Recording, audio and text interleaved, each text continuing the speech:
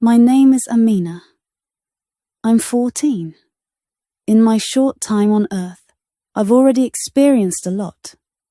A few years ago, my parents got divorced. Divorce might not seem like a big deal to some, but when you're used to a home where both parents are present, no matter how tense things are, it feels like the ground is pulled from under you.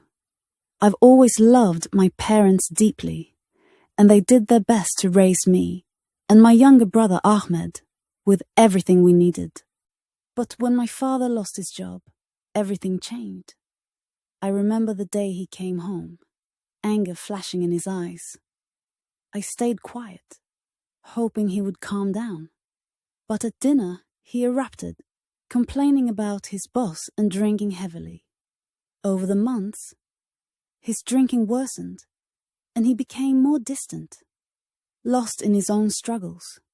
My mother tried to help, but eventually she couldn't bear the pain any longer. She poured his drinks down the sink one day, and that was the breaking point for my father. He left, and my mother had no choice but to move on for us. Watching my mother cry quietly at night tore me apart, but I was helpless. I wanted my father back, the man who used to take us to the masjid for Friday prayers and tell us stories of the Prophet Muhammad, peace be upon him, and his companions. But the father I knew was gone, and all that was left was someone overtaken by his own pain. One day, my mother remarried a kind man named Uncle Khalid. He was gentle and respectful, always treating my mother with care and taking an interest in me and my brother. I thought things were finally looking up until my father returned demanding to see us. His visits became regular and chaotic. Angry words, fights, and police being called. My father's presence was chaotic and embarrassing, and soon the kids at school called me the troubled kid. Then, one day, as he stood outside our house, I finally opened the door and faced him. The sight of him broke my heart.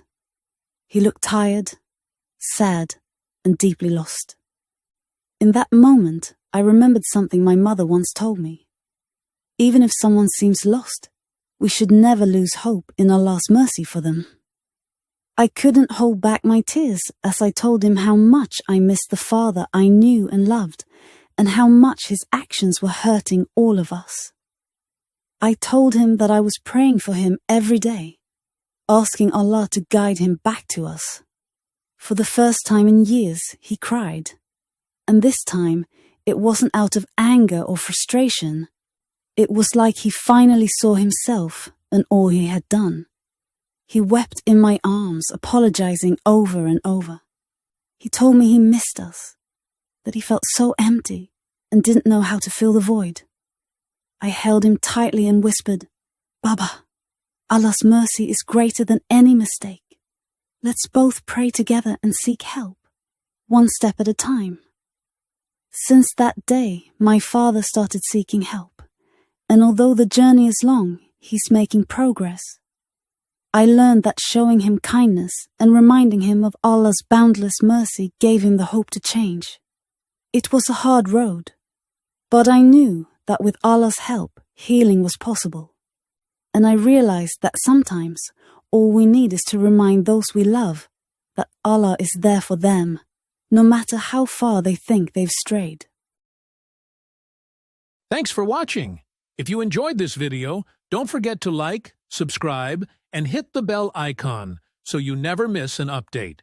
Your support means a lot and helps us keep bringing you great content. See you in the next one.